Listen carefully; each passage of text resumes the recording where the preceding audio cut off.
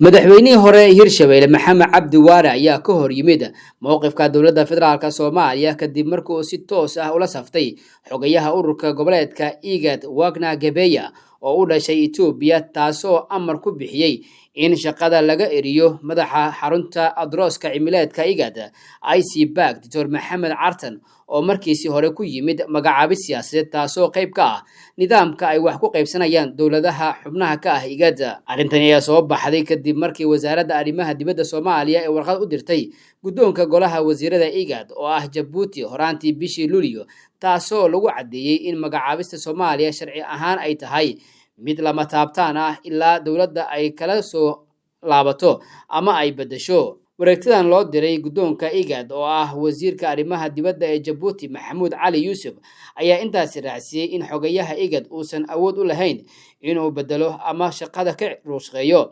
saraakiisha ku timid magacaabista dalalka xubnaha ka ah urur goboleedka IGAD. Hadalkani ayaa waxa uu soo ifbaxay kadib markii Jamaal Maxamed Xasan oo ahaan jiray wasiirka qorsheynta dowladda Farmaajo haatanna ah agaasimaha IGAD uu yahay ninka ugu dhow xogayaha Wagner Gebeya isla markaana laha aragtida ah in lala wareego xarunta adrooska cimileedka fadhigeedu yahay Nairobi si dowladda Soomaaliya looga faramroojiyo hogaankaasi.